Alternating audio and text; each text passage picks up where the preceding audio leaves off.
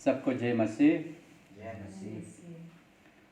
आइए परमेश्वर के वचन हम लोग सुनेंगे। यूहन्ना रचित सुसमाचार उसका 16वां अध्याय 33 पद में पढ़ूंगा। यूहन्ना रचित सुसमाचार उसका 16 और 33 पद में यहाँ पर इस प्रकार से लिखा है, मैंने ये बातें तुमसे इसलिए कही कि तुम्हें मुझ में शांति मिले। संसार में तुम्हें क्लेश होता है, परंतु धैर्य बांधो, मैंने संसार को जीत लिया है। मैंने संसार को जीत लिया है। आज रात हमारे विषय होगा संसार पर विजय। संसार पर विजय, इसको हम लोग चर्चा करने जा रहा है। आइए परमेश्वर से आशीष मांग करके दुआ प्रार्थना करते हैं। जीवित दिल पिता परमेश्वर, धन्यवाद करते आज रात में तुमने हम सबको संभाल के रखा। तो प्रभु जी, हम जानते सारे दुनिया में जो हम लोग इस बीमारियों की वजह से गिरजाघर में कोई नहीं जा पाया, प्रभु जी अपने घरों में सब लोग परिवार सहित प्रार्थना करते हुए प्रभु जी तेरी स्तुति गाना गाते हुए प्रभु जी इकट्ठे रहते हैं। लेकिन ये प्रभु जी हम लोग जानते हुए हमारे भाई बहनों, विश्वासी और गैर विश्वासी लोग तेरे वचनों को प्रभु जी इस घर के द्वारा जो प्रभु जी सबके घरों में प्रभु जी पहुँचा सके। आज रात वो वचन बोलने जा रहे हैं, उसके द्वारा सब लोग सुनने वालों को आशीष प्रदान कर दीजिएगा। सब कुछ तेरी महिमा के लिए हो सके। धन्यवाद के साथ यह प्रार्थना विनती हमारा उद्धार करता प्रभु यीशु मसीह के नाम से हम मांगते हैं, आमीन। जैसे हमने प्रार्थना के द्वारा बताया गया है कि आजकल जो हम गिरजाघर में नहीं जा पाते हैं, तो इस कारण ही आज हमारे घर के परिवार के साथ जो हम लोग वचन आप सबको सुनाने जाने के प्रयत्न कर रहा है। तो इसलिए मैं चाहता हूँ जब सुनने वालों को ज़रूर कुछ न कुछ प्रभु की ओर से जो है सीखने मिले और आशीष पाए। जैसे हमने वचन में से पढ़ा था संसार पर विजय के बारे में, उसको आज ही हमारे विषय होगा। धैर्य बांधो, मैंने संसार को जीत लिया है, प्रभु ने कहा है। जैसे हम लोग जानते हैं कि जब यीशु मसीह इस दुनिया पे आया था, अपने चेलों के साथ जो लोगों को शिक्षा देता था, उस समय जो है प्रभु यीशु मसीह सीधे सीधे बात नहीं करते हैं। सब कुछ जो वचन बोलता है उसके क्या कहते हैं, दृष्टांत के द्वारा और उदाहरण के द्वारा बताया जाता था। तो इसलिए लोग उसकी बातों को सुन करके कई बार समझ में नहीं आते हैं और दृष्टांतों को मुश्किल से लोगों ने आपस में बात करते हुए समझने का प्रयत्न करते हैं। परंतु जब समय आते हैं तो लोग समझने लगते हैं और हम लोग देखते हैं कि वहाँ पे जो है परमेश्वर जब प्रार्थना करने के तरीका हमें सिखाया जाता है, तो कई बार हम लोग गलत तरीका से हम लोग मांगने के कारण कोई जवाब नहीं मिलते। ऐसे बीमारी को, ये इस वायरस के लिए भी कई बार हम लोग दुआ प्रार्थना करते हैं, है ना, परंतु क्यों जवाब नहीं मिल रहा है? कुछ कारण याकूब का 4:3 पद में हमने क्या देखा, तुम मांगते हो और पाते नहीं, इसलिए कि बुरी इच्छा से मांगते हो। अपनी फायदा के लिए हम लोग कई बार मांगते हैं, ऐसा नहीं है। जब हम लोग प्रार्थना करते हैं, ऐसा नहीं समझना चाहिए कि प्रभु यीशु मसीह हमारे लिए अपने पिता से विनती करेगा। नहीं, ऐसी बात नहीं है। हम लोग सीधे अपने पिता से हम लोग मांगना चाहिए। तभी अग्रिम में हमें किस तरह से दुआ करते हैं, प्रभु यीशु मसीह के नाम से हमें मांगना चाहिए। इसलिए कई बार गलत तरीक़ा से प्रभु यीशु मसीह हमारे परमेश्वर से बात करते हैं, तो इसलिए जवाब कई बार नहीं मिलते हैं। और अपने फायदा के लिए नहीं, बल्कि अपनी आत्मा और प्रभु के साथ जो हम संबंध रखने के लिए हमें दुआ प्रार्थना करना चाहिए। आइए हम देखते हैं पहली बात में जो हम लोग देखेंगे, संसार में दुख क्यों है। संसार में दुख क्यों है, ये हमें सोचने की बात है। प्रेरितों के काम उसका 14 अध्याय 22 पद में क्या देखा था, हमें बड़े कलेश उठाकर परमेश्वर का राज्य में प्रवेश करना होगा। और दुख तो हर परिवार में ही होंगे ना, हमेशा खुशी आनंद नहीं होता है। लड़ाई झगड़ा क्या है, वाद विवाद हो जाता है। कोई बार ऐसा हमारे परिवार में भी और दोस्तों के साथ में भी, और दुख उठा करके हम लोगों को मसीही होने के कारण कुछ लोग बेइज्जती करते हैं, सताव भी आ जाता है। कई बार हम लोग बाइबल पकड़ने का भी शर्म लगते हैं ना, ऐसा हमारे जीवन में कई बार आ जाता है। परंतु ये सब कुछ होना ही है। अगर ये बातों को नहीं होता है तो ये हमारे धर्म शास्त्र में जो लिखा है वो गलत होगा। ये तो होना ही है। बड़े क्लेश उठाकर परमेश्वर के राज्य में हमें प्रवेश करना ही होगा। इसलिए आपके परिवार में दुख होगा, परेशान होगा, ये समझ लो कि प्रभु की आज्ञा है ये सब कुछ। और दूसरी बात में हम लोग देख सकते हैं कि इस दुनिया जो है हमारा नहीं है। मतलब रहने के लिए जरूर परमेश्वर हमें देता है, परंतु हम लोग अपने आप को परदेशी और यात्री जानकर उन सांसारिक अभिलाषाओं से जो आत्मा से युद्ध करती है बचे रहो। ये कहा था। हम लोग परदेशी इस दुनिया पे, ये हमारा नहीं है। हम लोग सफ़र कर यात्री कर रहे हैं, अपने जगह को अब तक नहीं पहुंचा। ये पहला पत्रास 2:11 में हुई साफ रीति से लिखा। और उसके अलावा कई कई जगह में प्रभु ने ये कहा तुम लोग परदेशी हो। इसलिए आप समझ लो कि इस दुनिया को छोड़ करके किसी ना किसी दिन हम लोग चले जाएंगे, लेकिन टाइम को कोई नहीं पता है। हमारे टाइम कब आएगा आप समझ लो। तुम लोग पंक्ति लगा रहे हैं, तुम्हारे टाइम आएगा किसी दिन, लेकिन वो दिन कब आएगा कोई नहीं पता है, सिर्फ हमारे पिता मालूम है। मत्ती रचित सुसमाचार उसका 6 अध्याय 31 पद में क्या लिखा है? 31 पद में, स्वर्गीय पिता जानता है तुम्हें इन सब बातों की आवश्यकता है।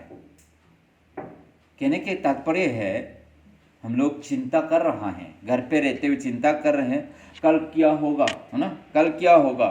खान पान के लिए हम चिंता करते हैं, और घर मकान के लिए हम चिंता करते हैं, और अपने बाल बच्चों के लिए, अपने बच्चों की शादी के लिए चिंता करते हैं। सारे चिंताओं से हम लोग भरे हुए आगे नहीं बढ़ पा रहे। इसलिए इस वचन में से हमें शांति हमें मिलना चाहिए। स्वर्गीय पिता जानता है तुम्हें इन सब वस्तुओं की आवश्यकता है। इसलिए परमेश्वर के हाथों में अपने आप को समर्पण कर लो, क्योंकि क्या कहता था, आज के लिए आज के दुख बहुत है ना, आज के लिए आज के दुख बहुत है। इसलिए प्रभु से प्रार्थना विनती करो, तुम्हारे सारे जरूरत को प्रभु देगा, क्योंकि वो वादा कर चुका है। और ये बात हम लोग सबोपदेशक 2:19 में क्या देखा है, इस संसार कितना बेकार है, कितना बेकार हम लोग कह सकता है। तो भी धरती पर जितना परिश्रम मैंने किया ये भी व्यर्थ है। आपने बहुत कुछ कमाया, धन दौलत आपके पास है, परंतु ये सब कुछ व्यर्थ है। अभी जो हम जानते हैं ना, धनवानों के पास, अमीरों के पास बहुत पैसा है, वो लोग पैसा कमा रहा है, अगर मालिक बीमार हो जाते क्या फायदा है? कोई फायदा नहीं है। इस धन दौलत से कोई मतलब नहीं। अब जो तुम्हारे पास कई कपड़ा होंगे पहनने के लिए भी छाड़ छाड़ करके बहुत लोग क्या है अपनी अलमीरे में रखे होंगे, परंतु हम लोग देखो ये बंधे हुए हम लोग घर पे रहते हैं, कोई यूज़ नहीं है उसमें। सोचिए, आपने तो मकान अच्छा बनाया है, लेकिन रहने वाला ख़त्म हो जाते हैं, ये सब कुछ बेकार है। इसलिए सबोपदेशक और भजन संहिता में कई जगह में हमने पाया है, तो भी धरती पर जितना परिश्रम मैंने किया है ये सब जो क्या है व्यर्थ है। इसलिए भाइयों बहनों, आज के दिन में हमें सोचना चाहिए अंतिम दिन आ चुका है। दूसरा तीमुथियुस उसका 3 अध्याय 1 पद में हम लोगों ने देखा है, क्या है, कठिन समय आएगा, कठिन समय आएगा, अभी आ रहा है, कठिन समय आ गया ना। हम लोग अपनी मर्जी से कुछ भी नहीं कर पाते, बाहर जाना नहीं देते हैं, जाएंगे तो भी परमिट लेना पड़ता है, बहुत ही कठिन हो गए ना। खान पान के परेशान हो गए सब लोग, जो अपने रोज़ की जो कमाई व्यर्थ हो गया है। और क्या बात है, रोज़ की कमाई की छोड़े है ना, अपने काम में भी हम लोग जा नहीं पाते हैं। बहुत लोग इस संसार में अपने नौकरी से चले गए हैं, नौकरी से निकल गए कुछ लोग, बहुत दुख की बात है। परंतु इन चीज़ों को लूका रचित सुसमाचार 21वां अध्याय 11 पद में हमने देखा, महामारियां पड़ेगी। उसके मतलब बीमारी आएगी। अब तो आ गया ना, जो प्रभु यीशु मसीह का आने से पहले जो सारे चिन्हों को अब जो आ रहा है, उसमें क्या नहीं आया हमको नहीं मालूम। सब चीज़ आ चुका है, भूकंप आ चुके, देश देश से लड़ाई हो रहा है और इतना महामारी बीमारी आ गई है, उसके डर के मारे हम सब लोग घर पे रह रहे हैं।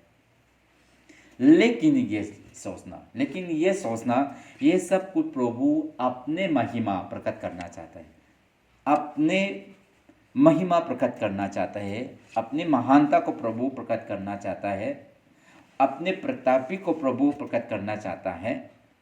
इसलिए लोग जो तितर बितर हो गया है प्रभु के पास आए, वापस आए। प्रभु कहता, मेरे बच्चों मेरे पास आओ, मैं तुम्हें विश्राम दूंगा। प्रभु चाहता है, ये ना समझो कि तुम लोग पीड़ित में हो, बीमार हो, घर पे परेशान हो, चिंताओं में हो, परंतु ऐसा समय आएगा, किसी दिन इन चीज़ों को समाप्त होगा। ऐसा ना समझो कि हमेशा बरसात नहीं होगा, पूरे साल में बरसात नहीं होगा। बरसात तो टाइम आता है और गर्मी आएगा, है ना, यह मौसम तो बदलते रहते हैं। जिस जैसे ही हम लोग भी किसी दिन हम बदल जाएंगे, ये मौसम भी खुल जाएगा, बाहर जाने के वक्त मिलेगी। परंतु ये चीज़ को हम लोग देखते हुए इस संसार में कुछ लोग कहते हैं कहीं भी शांति नहीं है ना, एक दूसरे से डर और हाथ भी नहीं मिला पाते हैं, हाँ? अपने आप को बचाने के खातिर सब लोग अपने घरों में रहने लगा। संसार और उसकी अभिलाषाओं से दोनों को क्या है, मिटते जाते हैं। संसार और उसकी अभिलाषाएं दोनों मिटते जाते हैं। और इसी समय में हमें क्या है, धन दौलत हमें नहीं बचा सकता है। लोग उड़ा रहा है, अपने धन दौलत को उड़ा रहा है, क्योंकि इन चीज़ों से कोई नहीं बच सकता। परंतु वचन क्या कहता है, परमेश्वर की इच्छा पर चलता है वो सर्वदा बना रहेगा। परमेश्वर की इच्छा पर चलता है वो सर्वदा बना रहेगा। इसलिए भाइयों बहनों, आज के दिन में परमेश्वर के भय मानो, क्योंकि वो सब कुछ देता है। दूसरी बात मैं कहना चाहता हूँ, दिन निकट आ पहुँचे, समय आ गया है। किस समय आ गया है? जैसे यीशु मसीह पहले जो दृष्टांत के द्वारा लोग बात करते थे, चेले उसकी बातों को समझ में नहीं आया था, परंतु अब समझ में आने लगा। वो भी जानता था परमेश्वर की ओर से यीशु मसीह भी आए हैं, ये भी जानने लगा परमेश्वर की ओर से यीशु मसीह आया है। परंतु यहाँ पे हम लोग देखता है, जब यीशु मसीह कलवरी क्रूस पे बलिदान करने जा रहे थे, वहाँ पे क्या हो गया था, अकेले महसूस करने लगा। क्यों? क्योंकि वहाँ पे कोई उनका चेले लोग पीछा करने के लिए डर के मारे सब लोग भाग गए, अपने अपने घरों में सब लोग भाग गए ना। सिर्फ वहाँ पे कुछ लोग, महिला उनके पीछे पीछा करने लगा, सब लोग अपने घरों में चले गया। परंतु घरों में जा करके शांति नहीं मिल रहे थे। क्या है? क्योंकि यीशु मसीह को पकड़ लिया था। वो चिंता करे हमारे परमेश्वर यीशु मसीह को क्या होगा। चिंता होने के बारे के घर पे भी शांति नहीं मिल रहा। वैसे ही आज के दिन में गिरजाघर में नहीं जा पाते, प्रभु हम भजन गा करके उनकी स्तुति नहीं कर पाते हैं, और ऐसे अपने अपने घरों में सब लोग रहने लगा। लेकिन यह बात कहना चाहता हूँ, परमेश्वर हमारे लिए जो सब कुछ प्रयोजन करते हैं, जो समय आ गया है, जैसे टीवी में जो हम लोग देखता है आजकल क्रूसेड, है ना, क्रूसेड के द्वारा हमारे जवान लोग प्रचार करने लगा। ये सब कुछ जो है प्रभु ने जो है पहले से बता दिए। अंतिम दिनों में जो है जवान लोग प्रचार होंगे, पूर्णीय सपना में देखेंगे, और जवान लोग भी वही दर्शन मिलेंगे। ये सब चीज़ आ चुका है। हम जानते हैं आजकल जो है बहुत खतरनाक वायरस आ रहा है, सब लोग घरों में रहते हैं। क्या उसी समय यीशु मसीह जो है अकेले छोड़ेगा? वो अकेले महसूस कर रहा है। ये समय है प्रभु को पुकारने का, ये समय आ गया है प्रभु को पुकारने का, उससे प्रार्थना करने के समय आ गए है। अपने घरों में बाइबल वचन पढ़ करके दुआ प्रार्थना करो। क्या आज घबराहट हो, परेशान हो? क्या अकाल होने पर तुम डर लगते हो? क्या तुम डर लगते हैं इस बीमारी तुम्हारे घर पे आप पहुंचेंगे? क्या चिंता करते हो कि तुम्हारे घर पे खान पान नहीं मिलेगा? लेकिन प्रभु कहता है मैं तुम्हारे संग हूँ, मैं तुम्हारे संग हूँ। उससे पुकारो प्रभु यीशु मसीह को। इसलिए तीसरी बात मैं कहना चाहता हूँ, शांति हो, दराज बंद हो, शांति हो। प्रभु यीशु मसीह सब कुछ जानता था, उसके जीवन में ऐसे घटना घटेंगी। क्या क्या हुआ था? उसको पकड़वाया गया और क्या कहा था? हमसे तुम लोग त्यागेगा, मेरे को अकेले छोड़ेगा, लेकिन फिर तुम लोग घबराओगे, तुम लोग परेशान हो जाएगा। क्या हुआ था? यीशु मसीह को पकड़ लिया था और उनके चेलों में से एक पतरस भी उसका त्याग दिया था। उसके बारे में हम सब लोग पता है। फिर भी यीशु मसीह को छोड़ने के बाद अपने घरों में जाकर के शांति नहीं मिले। वो लोग महसूस नहीं करते हैं कि जब समय यीशु के साथ साथ चलते थे, वो लोग शांति पूर्वक से यीशु मसीह के साथ चलने लगा। क्या है? इतना मूल्य है यीशु मसीह को, ये कभी नहीं सोचते थे। इसे समझ लो, हम लोग माँ बाप के साथ रह रहे हैं, है ना? जब तक हम माँ बाप के साथ रह रहे हैं तो क्या हुआ? हम लोग कभी नहीं सोचते हमारे माँ बाप कितना मूल्य हमारे जीवन में। लेकिन माँ बाप स्वर्गीय हो गए ना, तो कहीं चले गए, तो बच्चों अकेले घर पे महसूस करते हैं, है ना? अकेलेपन महसूस करते हैं। लेकिन माँ बाप चले जाने के बाद माँ बाप की मूल्य और उनके लिए कितना कीमती हैं वो समझने लगा। वैसे ही जब तक यीशु मसीह हमारे साथ था, वो लोग शांतिपूर्वक से रहने लगा। चले जाने के बाद क्या हुआ? अकेले महसूस करने लगा। परंतु क्या हुआ? हमारे प्रभु यीशु मसीह कितना अच्छा है, जो त्यागे हुए लोगों को, छोड़े हुए लोगों को, उससे दूर हुए लोगों को कभी नफरत नहीं करते। हम लोग क्या कहें? हमसे नफरत करने वालों, हमसे दूर होने वाले जो हम लोग क्या करने लगा? उनसे बात करना भी नहीं चाहते कई बार, है ना? बात करना भी नहीं चाहता है, दुश्मन समझ करके। लेकिन यीशु ने क्या कहा? और क्या कहा? मेरे पास आओ, मैं तुम्हें विश्राम दूंगा। जो कोई मेरे लिए द्वार खोलेगा, उसके पास अंदर जा करके मैं भोजन करूंगा। प्रभु तेरे साथ भोजन करना चाहता है, अपने द्वार खोलिए। प्रभु तुम्हारे दरवाजा को खटखटा रहा है। इस पृथ्वी, इस घर, ये सब कुछ प्रभु ने ही बनाया है। आप समझ लो, ये दृष्टि है, दृष्टि करता है, सब कुछ प्रभु जी सृष्टि करता है। क्या है? बनाने वाला होगा तो इस बीमारी को भी खत्म कर सकता है। क्या यकीन नहीं कर पाते तुम? अगर वो बनाने वाला होगा तो मिटाने वाला भी कोई होगा। इसलिए प्रभु का प्रयोजन तो हम नहीं मालूम, ये कब तक बीमारी होगा, लेकिन किसी ना किसी दिन प्रभु ये हटाएगा। लेकिन उसकी योजना हमको नहीं मालूम है। हमें पीड़ित होने की अनुमति दी है। आप बीमार है, प्रभु की इजाज़त है।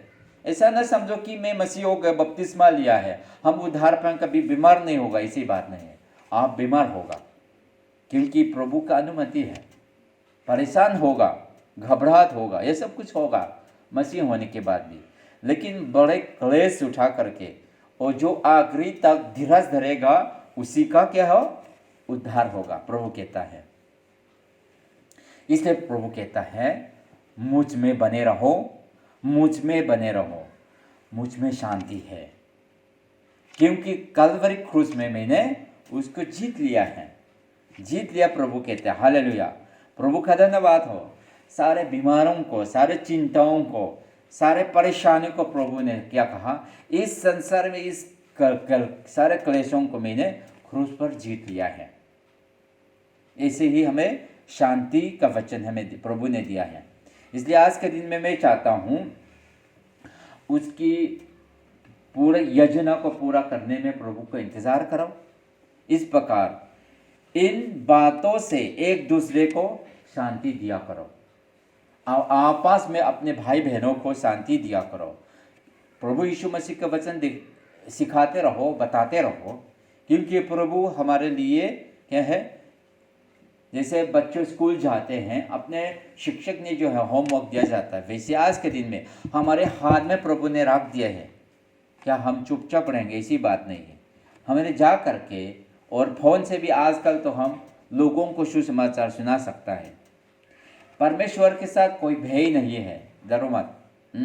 अगर तुम्हारे अंदर में कुछ भय होगा तो परमेश्वर का प्रेम से प्रसिद्ध नहीं होगा। तुम अंदर में कुछ डर लगते हो, परमेश्वर से भय नहीं होगा तुम। इसलिए हर एक चीज़ प्रभु के आज्ञा को डर लगता है, भय रखता है। यदि मान के चलो हवा को भी थाम सकता है और मृत्यु तक भी जिला सकते हैं, तो इस बीमारी को प्रभु के लिए कोई कठिन काम नहीं है। अगर चाहे तो तुरंत उसको खत्म कर सकता है। इसलिए भाइयों बहनों, आज के दिन में यह आखिरी में कहना चाहता हूँ, यीशु मसीह दोबारा आएगा और तुम्हारे साथ रहने के लिए, अपने पास रहने के लिए प्रभु आपको उठा के ले जाएगा। और इसलिए प्रभु उसी के लिए जो हमें बताया है, मुझको पुकारो मैं आपको उत्तर दूंगा।